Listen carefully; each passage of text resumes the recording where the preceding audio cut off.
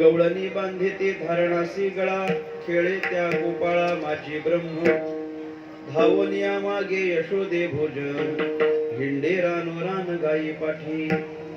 तुका म्हणे सर्व कळा ज्याचे अंगी, तुका म्हणे सर्व कळा ज्याचे अंगी, भोळेपणा लागी भीक मागे, धावनिया मागे यशोदे भोजन, हिंडे रान गाई पाठी.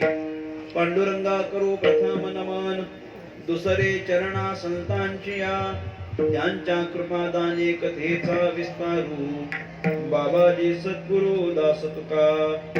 योग ध्यान समायुक्तम निष्प्रपंचम परिग्रहम, प्रसन्नं वदनं शांतं मंगलं सुमनोहरं, ज्ञान वैराग्य संपन्न अखंड निजबोध रूपं, पूर्ण ब्रह्माशे सद्गुरे वामनाय नमोस्तुते. नसे आप पर ऐसा जगी जो महात्मा, विरक्ती श्रेष्ठ भक्ती स्मरे नित्य रामा तिथी माघ पौर्णिमा साधोनी वाट धरिली निज धामा नमस्कार माझा सद्गुरु सावळा रामा मस्तक माझा पायावरी या वारकरी संतांच्या गवळणी बांधिती धारणासी गळा खेळे त्या गोपाळा माझी ब्रह्म भावनिया मागे यशोदे भोजन हिंडे रानोरान गाई पाठी विठ्ठला विठ्ठला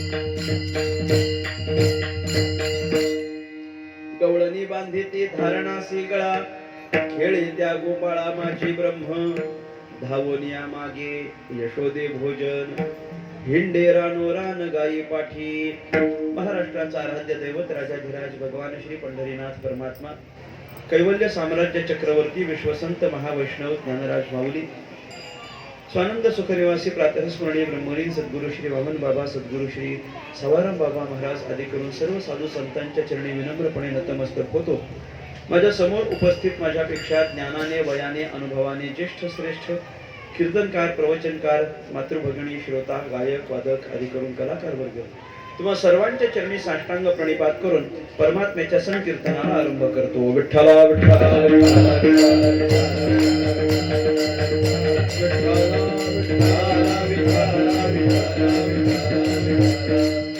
सेवेकरता निवडलेला अभंग संत श्रेष्ठ तुकाराम महाराज यांचा आहे. अभंग 3 चरणांचा आहे. या अभंगाच्या माध्यमातून जगद्गुरु श्री तुकाराम महाराजांनी गोकुळामध्ये उपस्थित असलेले गोपाळ, गोकुळातले गवळणी, गोकुळामध्ये भगवान परमात्म्याची माता यशोदा आणि त्या वृंदावनामध्ये ज्यांच्या सोबत भगवान परमात्म्यानं क्रीडा केल्या अशा सगळ्या गायी, या सगळ्यांकरता भगवंतानं काय काय फळ दिलेलं आहे त्याचं चिंतन तुकाराम महाराजांनी या अभंगातून केलंय. या प्रत्येकाच्या अंतःकरणामध्ये भगवंताच्या संबंधानं जो जो भाव आहे त्या भावाला अनुसरून भगवंतानं काहीतरी फळ या सगळ्यांच्या पदरात दिलेलं आपल्याला पाहायला मिळतं.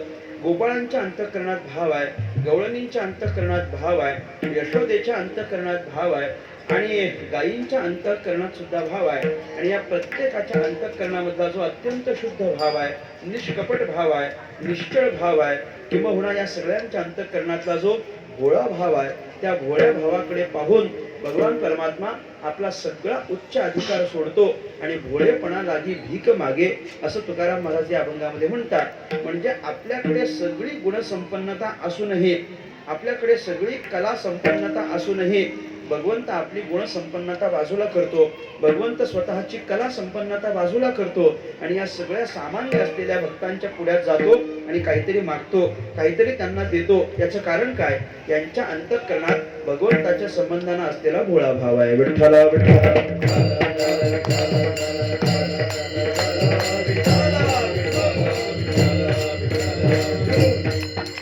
भगवान परमात्म्याने यांना विशेष असं स्थान दिलेलं आहे बरं का. आपली जी काही भक्तांची यादी भगवान परमात्म्याची आहे त्या भक्तांच्या यादीमध्ये गवळणींचं स्थान अतिशय मोठं आहे असं आपल्याला पाहायला मिळतं. तुकाराम महाराजांनी या अभंगामध्ये जी सुरुवात केली आहे ती गवळणींपासून सुरुवात केलेली आहे. पहिल्या चरणामध्ये गवळणी आहे, उत्तरार्धात गोपाळ आहे, दुसऱ्या चरणात यशोदा आहे, उत्तरार्धात गायी आहे आणि मग शेवटी तुकाराम महाराजांनी सांगितलं की या सगळ्याचं कारण काय आहे. तुकाराम महाराज या अभंगातून गवळणींपासून आरंभ करतात, कारण भक्तीच्या क्षेत्रामध्ये जी जी काही भक्तांची यादी असेल, जी काही यादी असेल ती त्या सगळ्या भक्ताच्या यादीमध्ये सगळ्यात पहिलं नाव कुणाचं असेल तर ते गवळणींचं आहे. भक्तीच्या क्षेत्रातले आचार्य नारद महर्षींनी सुद्धा आपल्या ग्रंथामध्ये माझी जी सांगितलेली भक्ती आहे ती कुणासारखी असावी याच्याकरता आदर्श समोर ठेवत असताना गवळणींचंच सांगितलेलं आहे. नारदस्तु तदर्पिता अखिलाचारिता तद्विस्मरणे परम व्याकुलता इति भक्ती. हे जे ही जी भक्तीची व्याख्या नारदांनी स्वतःची सांगितली. आम्ही भक्ती कशाला म्हणतो? नारदस्तु तदर्पिता अखिलाचारिता, सगळंच्या सगळं भगवान परमात्म्याला समर्पण करायचं एक, आणि तद्विस्मरणे परम व्याकुलता, भगवान परमात्म्याच्या विस्मरणात भगवंताचं विस्मरण झालं तर त्याच्यामध्ये अंतःकरण अत्यंत व्याकुळ होणं, म्हणजे एक तर भगवंताला सगळं समर्पित करणं आणि दुसरं म्हणजे भगवंताला विसर पडल्यानंतर आपण अंतःकरणापासून व्याकुळ होणं, या दोन गोष्टीला आपण भक्ती असं म्हणतो. हे नारदांनी सांगितलं. नारदजी म्हटले या दोन गोष्टीचं एकत्रीकरण म्हणजे भक्ती आहे. काय काय आहे? एक तर सगळं समर्पण करणं आणि दुसरं म्हणजे देवाच्या विसरात व्याकुळ होणं. याला एकत्रीकरणाला काय म्हटलंय? भक्ती. नारद महर्षी याला भक्ती म्हणतात. काय काय दोन गोष्टी आहेत? एक तर सगळं देवाला समर्पण करणं आणि दुसरं म्हणजे देवाचा विसर झाला की व्याकुळ होणं. पहिलं काय आहे? देवाच्या करता सगळं समर्पण करायचं आणि दुसरं म्हणजे देवाचा विसर झाला की व्याकुळ व्हायचं. पहिलं काय आहे? समर्पण करणं आणि दुसरं काय आहे? व्याकुळ होणं. पहिलं काय आहे? समर्पण करणं आणि दुसरं काय आहे? व्याकुळ होणं. पहिलं समर्पण आणि दुसरं व्याकुळ, म्हणजे भगवंताकरता सगळं समर्पित करायचं आणि भगवंताच्या विस्मरणात अंतःकरण व्याकुळ होणं, याला भक्ती असं म्हणतात, असं नारद महर्षी म्हटले. नारद असतो तदर्पिता अखिलाचारिता तद्विस्मरणे परम व्याकुलतेती, असं अशी नारदांनी आपल्याच ग्रंथामध्ये म्हणजे स्वतःच्या ग्रंथामध्ये भक्तीची व्याख्या मांडली. आणि आता आपण मांडलेली जी भक्तीची व्याख्या आहे ही लोकांना उदाहरणासकट कळावी. उदाहरणासकट कळावे. बाबा आम्ही सांगितलेली भक्ती आहे, आतापर्यंत अशी भक्ती कोणी केली आहे का, हे उदाहरणासकट कळावं म्हणून नारद महर्षी आपण सांगितलेल्या व्याख्येला लगेच पुढच्या सूत्रामध्ये उदाहरण देतात. यथा व्रज गोपिकानाम, आम्ही जी सांगितलेली भक्ती आहे ती केली. कुणी केली? व्रजातल्या गोपिकांनी केली, वृंदावनातल्या गोपिकांनी केली, गोकुळातल्या गोपिकांनी केली. म्हणजे गोपिकांनी भक्ती केली ती कशा पद्धतीची केली? एकतर भगवंताकरता सगळं समर्पित केलं आणि दुसरं म्हणजे भगवंताचं थोडं जरी विस्मरण झालं तर अंतःकरणापासून व्याकुळ व्हायच्या ह्या ज्या गवळणी आहेत, या गवळणींचा नंबर या सगळ्या भक्तांच्या यादीतला अग्रगण्य आहे. विठ्ठला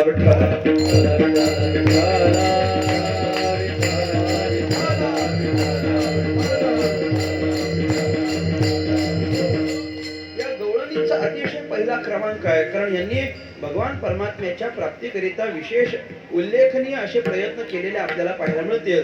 भगवंताचं संग सुख प्राप्त व्हावं याच्याकरता ह्या गवळणी काय काय करतात तर मिळोबाऱ्यांनी वर्णन केलंय. याची लागी वो त्यजियले भोग, याची लागी वो त्यजियले भोग, याची लागी वो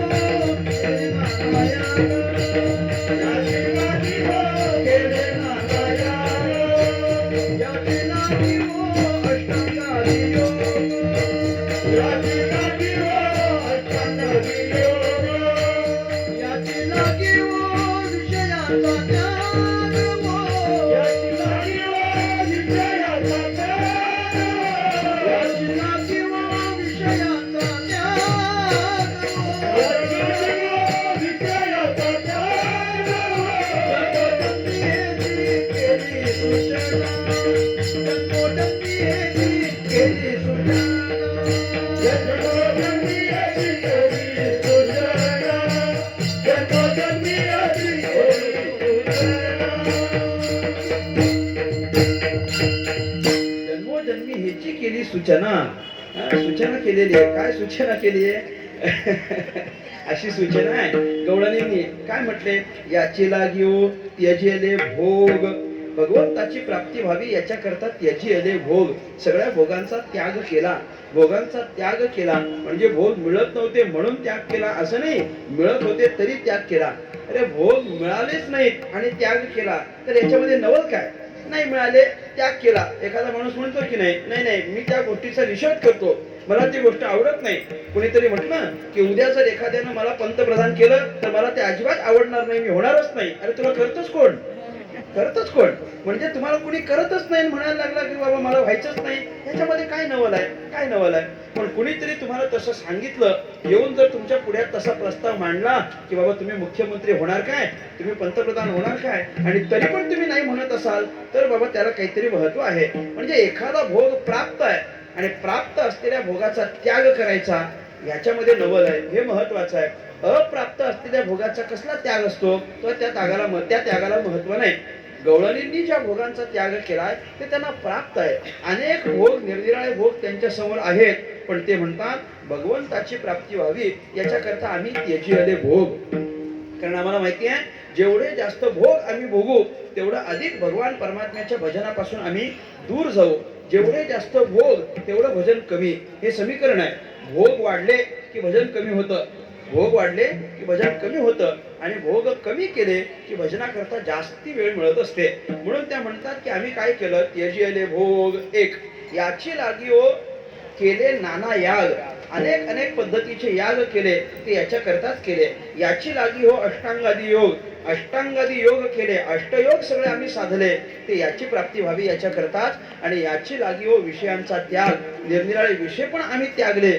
या सगळ्याच्या मागचं कारण एकच आहे की याची प्राप्ती व्हावी म्हणून. मग याच्या प्राप्तीकरिता जर विषयाचा त्याग आहे, भोगांचा त्याग आहे, निरनिराळे याग आहेत, अष्टांगादी योग आहेत, हे सगळं जर याच्या प्राप्तीकरिता केलं असेल तर आतापर्यंत याच्या प्राप्तीकरिता केलेली जी साधना आहे, त्या साधनेच्या प्रत्यर्थ भगवंतानं त्यांना आपल्या संगतीचं सुख दिलं.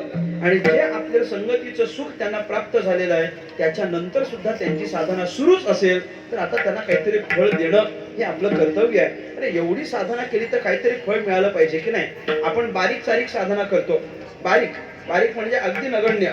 आपली साधना गवळणींच्या तुलनेत म्हणजे अगदी नगण्यच आहे. आपण गणित पण करू शकत नाही त्याचं. एवढी साधी आपण साधना केली तरी भगवंताच्या पुढ्यात हात जोडून उभं राहिल्यानंतर आम्हाला देवानं काहीतरी द्यावं असं वाटतं की वाटत नाही, मला सांगावं. वाटतं की वाटत नाही? हो नाही बोला जरा, माना हलवा जरा. वाटतं ना आम्हाला. बारीक साधना काय आमची साधना असते, काय आमची साधना, काय आम्ही साधना करतो.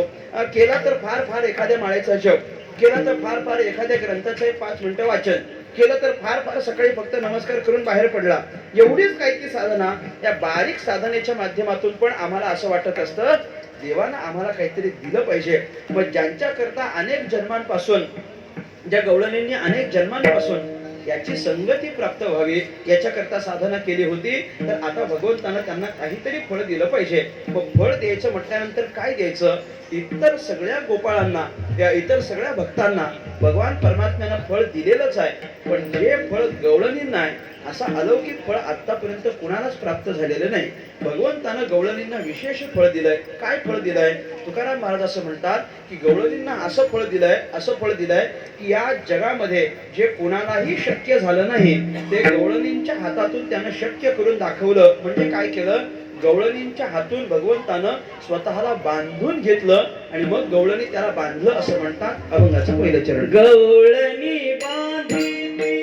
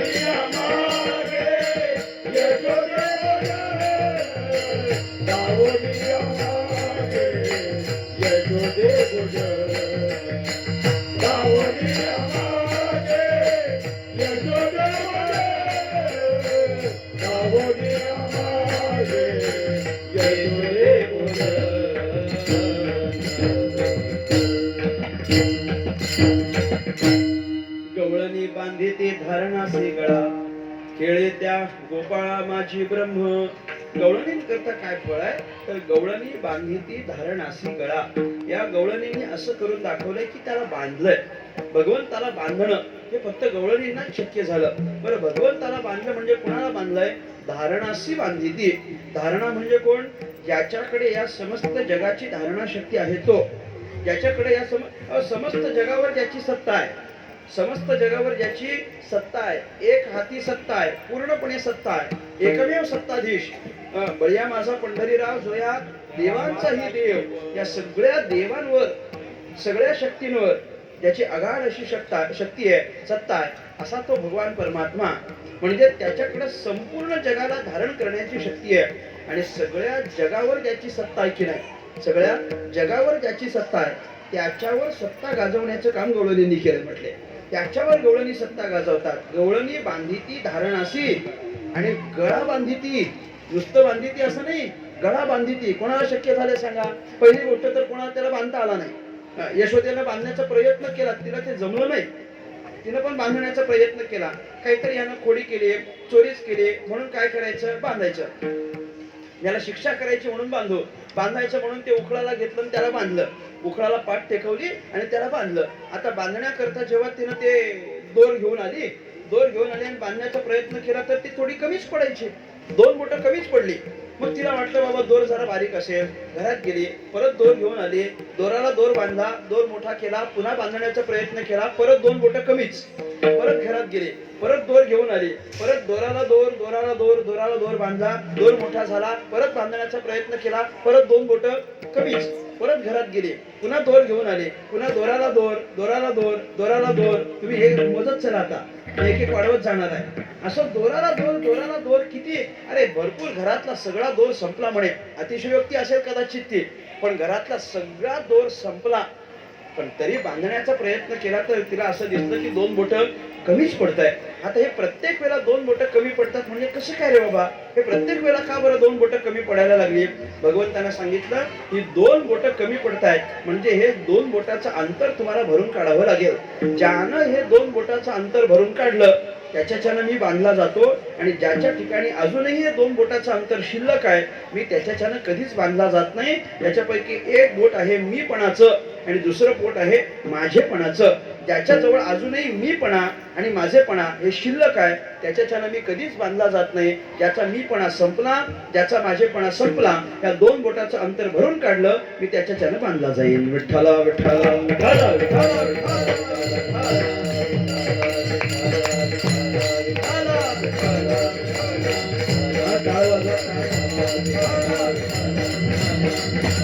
त्याच्याच्यानं बांधला जातो, हा सगळ्यांच्यानं बांधला जात नाही. यशोदेनं पण प्रयत्न केला, शेवटी तिला ते 2 बोटाचं अंतर काही भरून काढता आलंच नाही. बरं, आता 2 बोटाचं अंतर भरून काढता येत नाही, मग त्यानं यशोदेनं बांधला कसा? तिनं बांधला. पण तिनं बांधला असं म्हणण्यापेक्षा त्या कृष्णालाच असं कळलं की हिचे जे आतापर्यंतचे प्रयत्न झालेत ते तिने इतके प्रयत्न केले की शेवटी ते यशोदेच्या डोळ्यातून अश्रू आले. बांधता येत नाही म्हणून अश्रू आले. आपल्या आईच्या डोळ्यातले अश्रू त्याला पाहवत नाही आणि म्हणून तिच्या अंतःकरणातल्या वात्सल्य भावाकडे पाहून बाबा जाऊ द्या, आई आहे ना, हिच्याकडून बांधून घेतलं पाहिजे. मग भगवान परमात्म्याला यशोदेने बांधलं असं म्हणण्यापेक्षा भगवंतानं यशोदेकडून स्वतःला बांधून घेतलं असं आपल्याला म्हणावं लागतं. म्हणजे बांधून घेतलं जरी असलं तरी पण तिनं बांधलं ते कुठं बांधलं? तिनं बांधलं ते कमरेलाच बांधलंय. गळ्याला कोणी बांधलंय? गळ्याला कोणी? ते कोणाला जमलं नाही. एक आमच्या जनाबाईला तेवढं जमलं बघा. धरेला पंढरीचा चोर, धरेला पंढरीचा चोर, धरेला पंढरीचा चोर, धरेला पंढरीचा चोर, धरेला पंढरीचा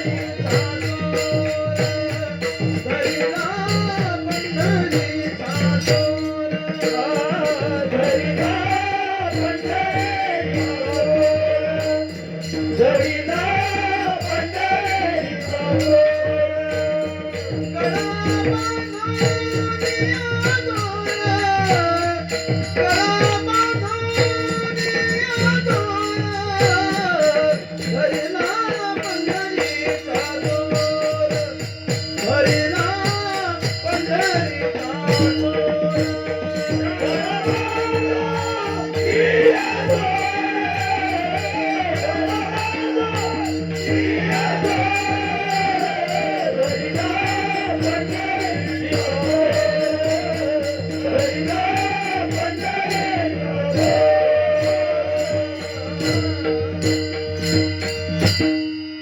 हरिला पंढरीचा चोर, गळा बांधोनिया दोन. हे कोणाला जमलं नाही. एक जनाबाईला आमचं जमतं आणि दुसरं ते गवळणींना जमलेलं आहे. गळा बांधिती. गळा बांधिती म्हणजे काय? गळा बांधिती म्हणजे की त्याच्या गळ्याला बांधलंय असला प्रकार नाहीये. गळ्याला बांधलंय म्हणजे त्याच्यावर सत्ता गाजवली आहे.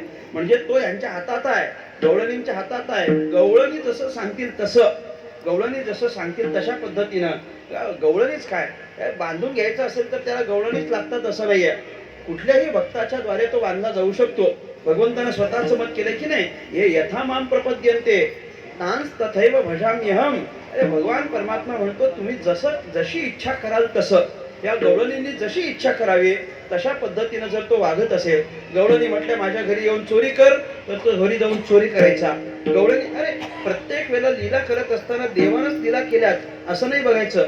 आपण पाहत असताना असं पण पाहायचं की प्रत्येक लीलेच्या अगोदर त्या गवळणींचं देवाला आमंत्रण आहे. प्रत्येक लीलेच्या अगोदर कोणतीही लीला पहा, प्रत्येक लीलेच्या अगोदर गवळणीचं आमंत्रण आहे. आणि त्याला उत्तर म्हणून भगवंतानं केलेली लीला असेल तर या गवळणींनी जसं सांगावं तशा पद्धतीनं भगवंतानं वागावं. हरी आला आता मग गय कैची चिंता, मग कैसी भय चिंता, मग कैची भय चिंता.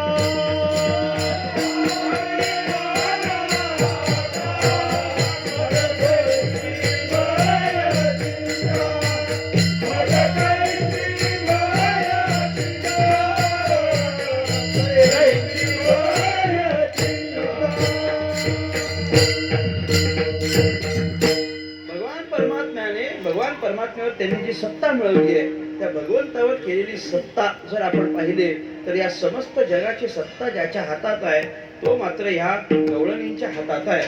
म्हणजे गवळणी त्याच्यावर सत्ता गाजवलेली आहे. तो गवळणी जसं सांगतील तशा पद्धतीने भगवंताला वागावं लागलं आणि याचाच अर्थ त्याला बांधलेला आहे. गवळणी बांधिती धारणासी गळा. हे गवळणींकरिता आहे. जसं गवळणींकरता हे फळ आहे तसं गोपाळांकरता काय आहे तर खेळे त्या गोपाळा माझी ब्रह्म. गोपाळा माझी ब्रह्म खेळे. ब्रह्म खेळे. आता ब्रह्म म्हणजे कोण? ब्रह्म तो नुसता कृष्ण काय कृष्ण नाहीये ना. कृष्ण हा परब्रह्म स्वरूप आहे. कृष्णस्तु भगवान स्वयं. श्रीमद भागवत म्हणतं कृष्ण म्हणजे स्वतः भगवंत आहे. भगवंत म्हणजे 6 गुणांनी जे अत्यंत युक्त आहेत असे भगवान आहेत. भगवान आहेत, भगवंत आहेत, सगळ्या कळा गुणांनी युक्त आहेत. ते स्वतः परब्रह्म स्वरूप आहेत. परब्रह्म स्वरूप आहेत. मग परब्रह्म स्वरूप असलेले हे जे भगवंत अर्थात ब्रह्म. ब्रह्म म्हणजे काय? या समस्त जगाच्या उत्पत्तीचं निर्मितीचं सगळं कारणत्व त्याच्याकडेच आहे. अर्थात त्या ब्रह्माला कारण मानायचं की परत नाही मानायचं हा स्वतंत्रपणे वेदांताचा तत्वज्ञानाचा वेगळा विचार राहिला. पण या समस्त जगाचा आपण विचार जर करायचा झालाच तर या सगळ्या जगाची उत्पत्ती ज्याच्याकडून होते ते हे ब्रह्मतत्व आहे. समस्त जगामध्ये जे भरून उरलेलं आहे ते हे ब्रह्मतत्व आहे. मग प्रत्येक जगातल्या प्रत्येक तत्वामध्ये प्रत्येक जीवाजीवात चराचरात भरून राहिलेला हा जर ब्रह्म असेल तर याचा अर्थ या जगातल्या प्रत्येक तत्वाशी कसं खेळायचं हे ब्रह्माला चांगलं कळतं. ऐका, जगातल्या प्रत्येक तत्वाशी कसं खेळायचं हे ब्रह्माला कळतं आणि या जगाला कसं खेळवायचं याचं ज्ञान ज्याला आहे त्याला मात्र जेव्हा खेळावं असं वाटतं तेव्हा तो मात्र या गोपाळांमध्ये जातो आणि खेळतो. खेळे त्या गोपाळा माझी ब्रह्म. तेव्हा तो त्यांच्यामध्ये जाऊन खेळतो. अरे गोपाळांमध्ये जाऊन खेळणं त्याला पसंत आहे. गोपाळांमध्ये जायचं आणि खेळायचं त्याला पसंत आहे. कारण गोपाळांमध्ये खेळत असताना त्याला स्वतःचा अधिकार सोडून खेळावं लागतं. तो कृष्ण परमात्मा गोपाळांमध्ये खेळलाय तेव्हा आपला ईश्वरीय धर्म त्यानं व्यक्त नाही केलाय, मानवीय धर्म व्यक्त केलाय आणि त्या पद्धतीनं तो खेळला. जसं त्या गोपाळांना पाहिजे तसं खेळला. खेळला म्हणजे खेळता खेळता जर आपल्यावर डाव आला तर तोही घ्यायचा. आली द्यावी डाळी धावे वळत्या मागे गाई. आपल्यावर डाव आला की तो घ्यायचा. म्हणजे आपल्यावर डाव आल्यानंतर पळून जाणाऱ्यातला देव नाही. देव पळून जात नाही, देव घेतो. त्या बाबा डाव आला म्हणून पळून जायचं नाही, नाही. आपल्यावर डाव आला तरी तो घेणार आणि त्या सगळ्या गोपाळांना तो त्या खेळाचा सुद्धा आनंद देत असेल तर जगामध्ये ज्याचं खेळण्यामध्ये जास्तीत जास्त कौशल्य आहे तो भगवंत त्याला खेळावं वाटतं तेव्हा मात्र गोपाळात येतो. विठ्ठल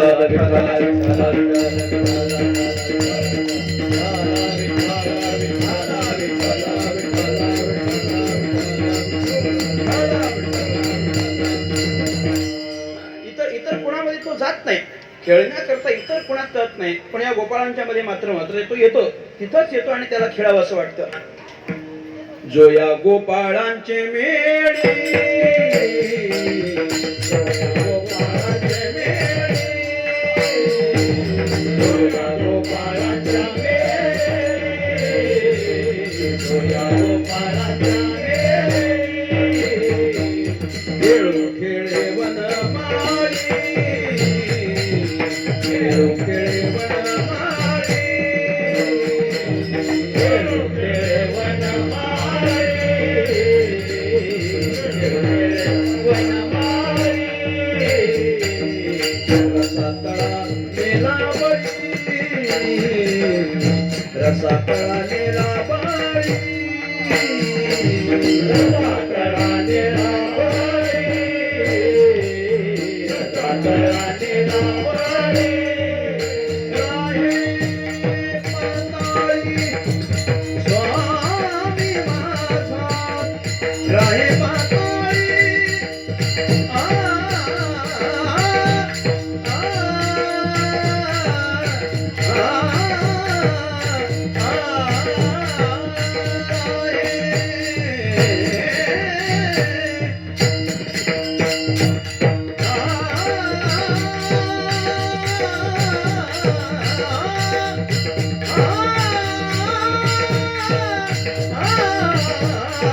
नेलावळी,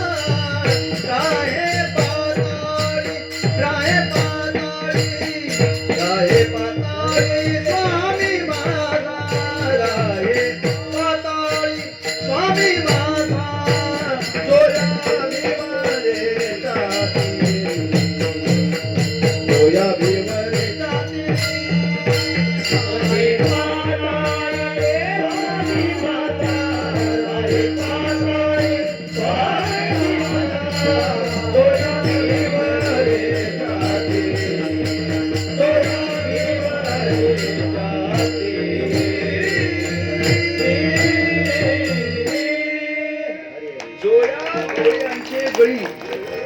मेळी आणि खेळू खेळे वनमाळी, तो खेळू खेळे खेळ खेळतो म्हणजे या गोपाळांच्या संगतीत येऊन खेळ खेळणं हे त्याला अतिशय पसंत आहे, अतिशय पसंत. त्यांच्यासोबत खेळ खेळतो, एक खेळतो असं नाही, अनेक निरनिराळ्या पद्धतीचे खेळ खेळतो. कुठपर्यंत खेळतो?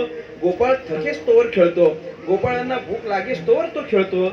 भगवंतानं खेळ खेळला म्हणजे खेळाचा आनंद भगवान परमात्मा त्या गोपाळांना देतो. पहिल्या आणि दुसऱ्या चरणाचं चिंतन करा ना. अरे अख्ख्या जगावर ज्याची सत्ता आहे त्याच्यावर सत्ता गाजवली गवळणींनी आणि अख्ख्या जगात खेळात ज्याचं कौशल्य आहे तो खेळतो, ते गोपाळांच्या मध्ये येऊन खेळतो. याचा अर्थ या समस्त जगावर आपली जी सत्ता आहे तो अधिकार भगवान परमात्मा सोडतो आणि गवळणींच्या हाताला लागतो. अख्ख्या जगामध्ये खेळण्यामध्ये आपण हुशार आहोत पण आपलं ते कौशल्य सोडतो आणि गोपाळांच्या मध्ये येऊन खेळतो. तर या सगळ्यांना भक्तीच्या प्रित्यर्थ दिलेलं हे फळ आहे. गवळणींच्या हातून बांधून घेणं हे त्यांना दिलेलं फळ आहे आणि गोपाळांच्या मध्ये येऊन सामान्य गोपाळ बनवून खेळणं हे त्यांना दिलेलं फळ आहे. कशा करता दिलेलं आहे? हे भोळेपणा लागी दिलेला आहे. त्या गवळणींच्या अंतःकरणातला भोळा भाव आणि गोपाळांच्या अंतःकरणातला भोळा भाव पाहून भगवान परमात्मा त्यांना हे फळ देतो. तशाच पद्धतीचं फळ भगवंतानं यशोदेला आणि गायींना दिलेलं आहे. अभंगाचं दुसरं चरण.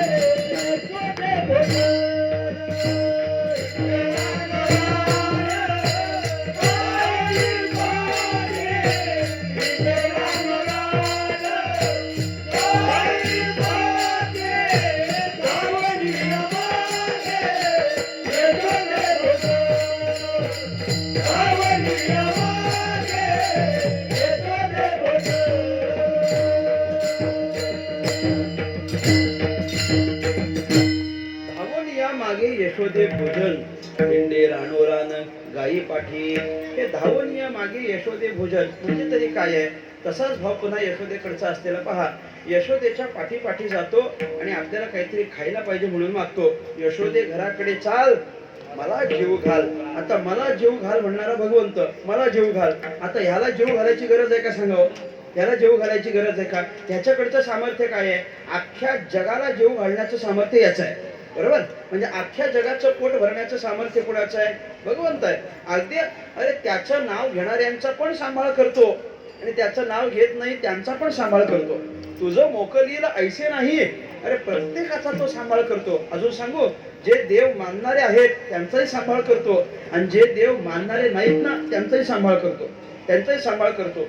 देव मानणारे आहेत ते सगळेजण या जगात देव आहे असं सांगत फिरतात म्हणून त्यांचा सांभाळ करतो, आणि देव मानणारे नाहीत ना ते देव नाही हे सांगत फिरतात तरी त्यांचा सांभाळ करतो, तरी त्यांचा सांभाळ करतो. अरे देव मानणारे नाहीत ते जरी देव मानत नसले, ते जरी देव मानत नसले, म्हणजे मी अनेक वेळा म्हणत असतो त्यांचं जरी म्हणणं असलं आम्ही देवाला मानत नाही तरी पण आम्ही म्हणत असतो तुम्ही जरी देवाला मानत नसलात तरी तुम्ही उपकार माना की अजून तरी देव तुम्हाला मानतोय, अजून तरी देव तुम्हाला मानतोय.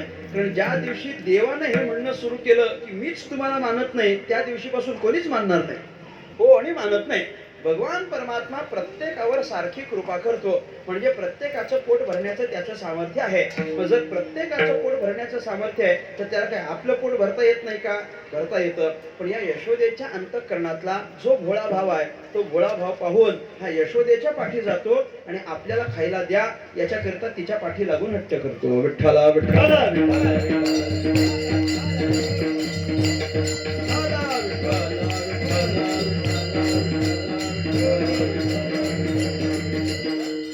सामर्थ्य आहे. आणि त्याच्या या सगळ्याच लीलांकडे आपण जर पाहिलं तर तुकाराम महाराज म्हणतात की नाही, पृथ्वी जेणी तृप्त केली, पृथ्वी जेणी तृप्त केली, पृथ्वी जेणी तृप्त केली, पृथ्वी जेणी तृप्त केली, पृथ्वी जेणी तृप्त केली,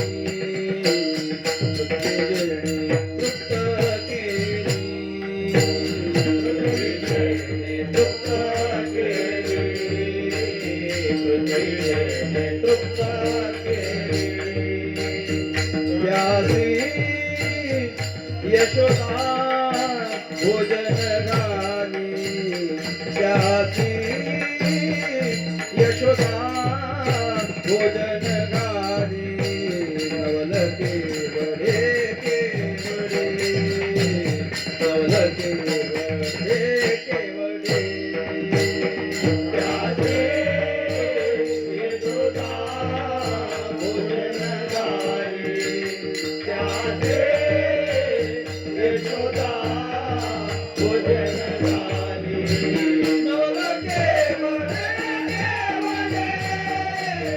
नवल केवळे केवळे,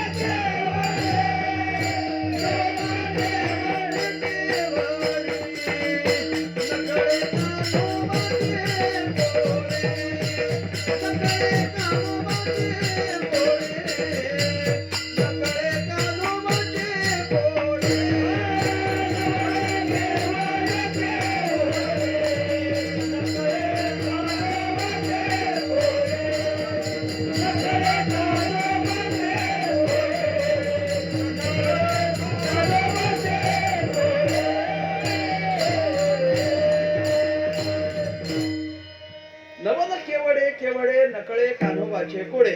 यामध्ये तुकाराम महाराजांनी जेवढे जेवढे म्हणून नवल सांगितले, जे काही नवल सांगितले त्या नवलांमध्ये हे एक नवल तुकोबारे सांगतात की पृथ्वी जेणे तृप्त केले आणि त्यासी यशोदा भोजन घाली, म्हणजे पृथ्वीला तृप्त करण्याचं सामर्थ्य त्याच्यात आहे.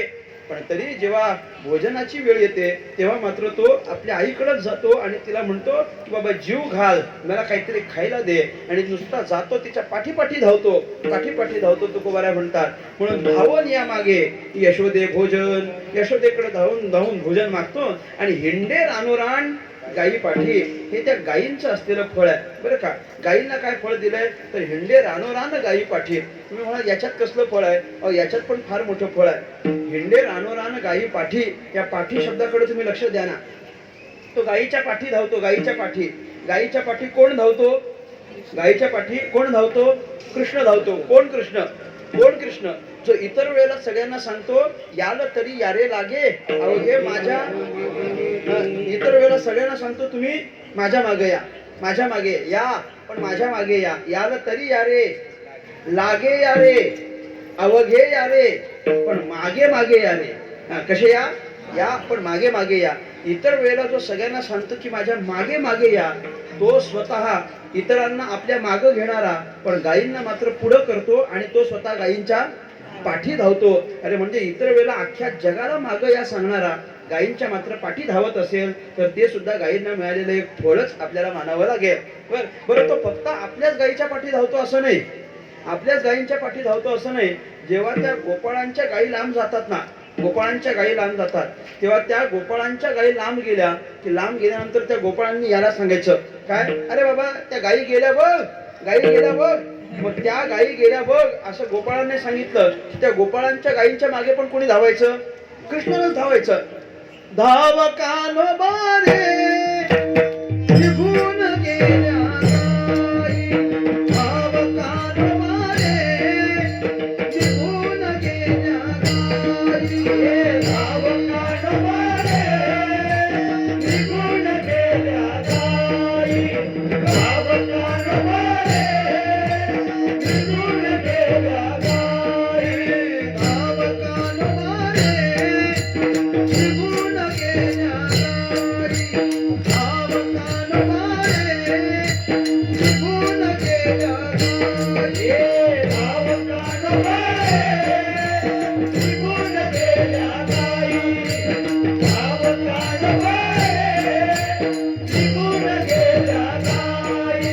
सांगे मी कोणाला काही, सांगे मी कोणाला काही, सांगे मी कोणाला काही, सांगे मी कोणाला काही, सांगे मी कोणाला काही, सांगे मी कोणाला काही, सांगे मी कोणाला काही, सांगे मी कोणाला काही.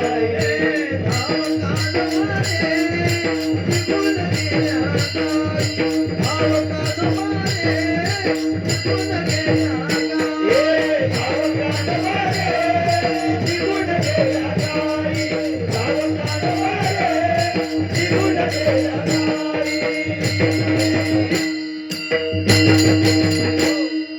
धाव कान्होबा रे निघून गेल्या गायी. कान्होबाला सांगायचं गायी गेल्या, गायी गेल्या, गायी गेल्या, धाव. यानं त्या सगळ्या गायींच्या मागे धावायचं. इतर वेळेला जगाला मागं करणारा त्या गायींच्या पाठी पाठी धावतो. हे या गायींना मिळालेलं फळ. म्हणजे पहिल्यापासून तुम्ही ध्यानात घ्या ना, पहिल्या चरणापासून जर आपण ध्यानात घेतलं, या संपूर्ण जगाची संपूर्ण जगाची धारणा शक्ती ज्याच्या हातात आहे, जगावर ज्याची सत्ता आहे, त्याला गळ्याला बांधणं हे फळ दिलेलं आहे गवळणींना. समस्त जगामध्ये खेळण्यामध्ये जो प्रवीण आहे, कौशल्य ज्याच्याकडे आहे, त्या खेळण्यामध्ये चतुर असलेला तो भगवंत स्वतःला खेळावं वाटतं तेव्हा तो गोपाळांमध्ये येतो. जगाचं पोट भरण्याचं ज्याचं सामर्थ्य आहे तो आपलं पोट भरण्याकरता यशोदेकडे जातो आणि इतर वेळेला अख्ख्या जगाला आपल्या मागं करणारा पण गायींच्या पाठी पाठी धावतो. हे सगळं भगवंतानं केलं. कशा करता केलं? भोळेपणा लागी भीक मागे. या सगळ्यांच्या अंतःकरणातल्या भोळेपणाकडे पाहूनच तुकाराम महाराज म्हणतात भगवंतानं हे केलंय बरं का. भोळेपणाकडे पाहून फक्त त्यांच्या अंतःकरणातला भोळा भाव पाहिलाय.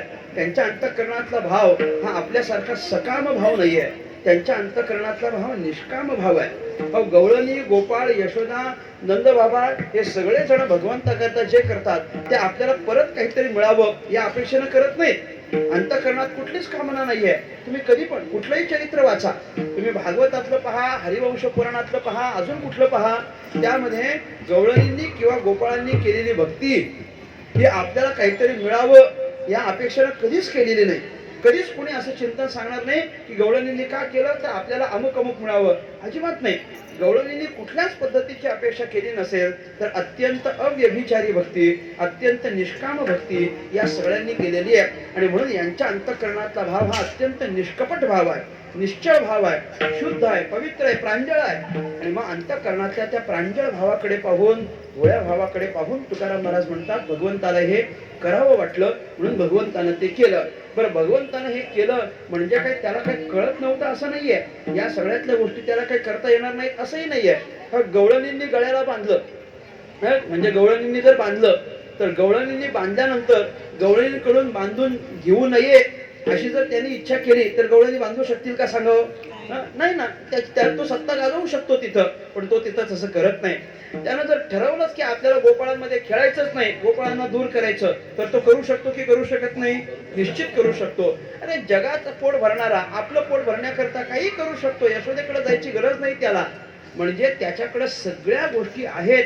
आणि तुकाराम महाराज म्हणतात हे सगळं त्याच्या ठिकाणी असताना सुद्धा, सगळ्या कळा गुणांनी संपन्न असताना सुद्धा यांच्या अंतःकरणातला भोळा भाव पाहतो आणि यांना काहीतरी फळ देतो. अभंगाचं शेवटचं चरण. तुका म्हणे सर्व